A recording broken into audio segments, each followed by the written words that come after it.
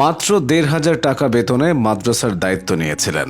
এখন তার প্রতিষ্ঠিত মাদ্রাসায় মাসে শুধু বেতনই ওঠে ৭৫ লক্ষ টাকা। ভর্তি ফি বাবদ পান প্রায় ১.৫ কোটি টাকা। গল্পটা মুফতি আব্দুল কাইয়ুম মোল্লার, যিনি শত শত এতিম বাচ্চার অভিভাবক হয়ে আছেন। বাচ্চাদের কড়া শাসনে নয়, বরং আদর করে শেখানোতেই বিশ্বস্ত তিনি। নিজের শিক্ষার্থী এবং বয়সে ছোট হলেও কাউকে তুই করে ডাকেন না আব্দুল কাইয়ুম। শিক্ষার্থীদেরকে তিনি বাবা, বাবাজি এবং আব্বু বলে ডাকতেই স্বস্তি পান। তার কারণে সাধারণ মানুষের মন থেকে মাদ্রাসা শিক্ষা নিয়ে ভুল ধারণাগুলো দূর হচ্ছে। বাংলাদেশের নাম উজ্জ্বল করা বিশ্বজয়ী হাফেজ আবু রায়হান তারই ছাত্র।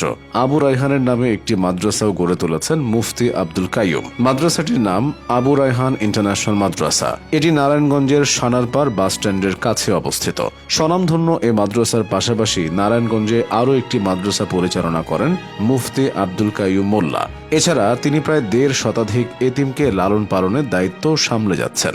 অন্য কারো অনুদানে নয়, এই বিশাল কর্মযজ্ঞ পরিচালনা করছেন নিজের কষ্টে অর্জিত টাকা দিয়েই। আব্দুল কাইয়ুম মোল্লা গোপালগঞ্জ জেলার কৃতি সন্তান। তিনি ১৯৮৫ সালে গোপালগঞ্জ সদরের মাঝিগাতি গ্রামে জন্মগ্রহণ করেন। আব্দুল কাইয়ুমের প্রাথমিক পড়াশোনা শুরু হয় পাশের গ্রামের ভবানীপুর মাদ্রাসায়।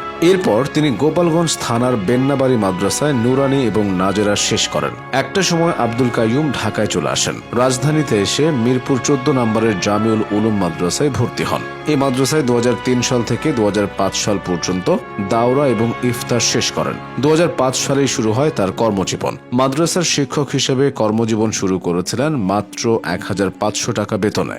এত অল্প টাকা বেতন পেলেও আব্দুল কাইয়ুমের মন ছিল বড়ই উদার। তিনি তার প্রথম বেতনের ৩ ভাগের ১ ভাগ অর্থাৎ ৫০০ টাকা মক্তবের শিক্ষার্থীদেরকে খাওয়ানোর পেছনে খরচ করেছিলেন। সেখান থেকেই শুরু। মুফতি আব্দুল কাইয়ুম মোল্লার এই উদারতার পরিধি আজও কমেনি, বরং শুধুই বেড়েছে। এতিমদের প্রতি তার আলাদা মায়া এবং দরদ কাজ করে। নিজে মাদ্রাসায় উপস্থিত থাকলে কখনো তাদের ছাড়া খেতে বসেন না। মাদ্রাসার শিক্ষার্থীদেরকে সিরিয়াল অনুযায়ী প্রতিদিন নিজের ঘরে দাওয়াত করে খাওয়ান। আদর স্নেহের পাশাপাশি সম্মান দিতেও ভোলেন না। শিক্ষার্থীদের প্রতি তার এই টান একদিনে জন্মায়নি। মাদ্রাসায় থেকে পড়ার কারণে পরিবার থেকে অনেকটা বিচ্ছিন্ন থাকে শিশুরা। আব্দুল কাইয়ুমের ক্ষেত্রেও তাই হয়েছিল। তার বয়স তখন ১০-১১ বছর। ওই সময়ে তিনি নুরানির ছাত্র ছিলেন। ছোটবেলা থেকে দারিদ্র্যকে সঙ্গে নিয়ে চলা আব্দুল কাইয়ুম একবেলা খেতেন, আরেক বেলা না খেয়ে থাকতে হতো।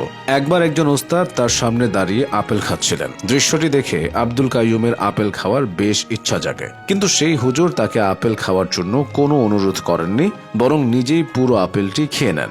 এত বছর হয়ে গেলেও ঘটনাটি ভোলেননি আব্দুল কাইয়ুম। তিনি মনে করেন একজন আদর্শিক শিক্ষক হতে গেলে ছাত্রকে বোঝার ক্ষমতা থাকতে হবে। তাই সমস্ত মানবিক গুণাবলী শিক্ষার্থীদেরকে বাস্তবে বুঝিয়ে দেন মুফতি আব্দুল কাইয়ুম। আব্দুল কাইয়ুম নিজ উদ্যোগে প্রতিষ্ঠা করেছিলেন বল্লভী আল ইসরা একাডেমি। এটি নারায়ণগঞ্জের ২৫০০-এ অবস্থিত। এই মাদ্রাসায় পড়াশোনা করেছেন বিশ্বজয়ী হাফেজ আবু রায়হান। নিজের এই কৃতি ছাত্রকে নিয়ে প্রায় গর্ব করেন মুফতি আব্দুল কাইয়ুম, যে কারণে তার নামে আলাদা একটি মাদ্রাসা প্রতিষ্ঠা করে ফেলেছেন। এটি হলো আর রায়হান ইন্টারন্যাশনাল মাদ্রাসা। মাহফিলের কাজে মুফতি আব্দুল কাইয়ুম দেশের বিভিন্ন অঞ্চলে যান। তিনি কোনো মাদ্রাসার নাম মুখে নিলেই সবাই ভেবে বসেন এটি বুঝি তার মাদ্রাসা। তারপর সেখানে ঝাঁকে ঝাঁকে ছাত্র যেতে থাকে। তার প্রতি মানুষের আস্থাটা এমনই। মুফতি আব্দুল কাইয়ুম মোল্লার দীর্ঘ এই পথ চলা উদাহরণ হয়ে থাকবে। মাদ্রাসা শিক্ষা নিয়ে প্রচলিত সমস্ত ভুল ধারণা তিনি ভেঙে দিতে পেরেছেন।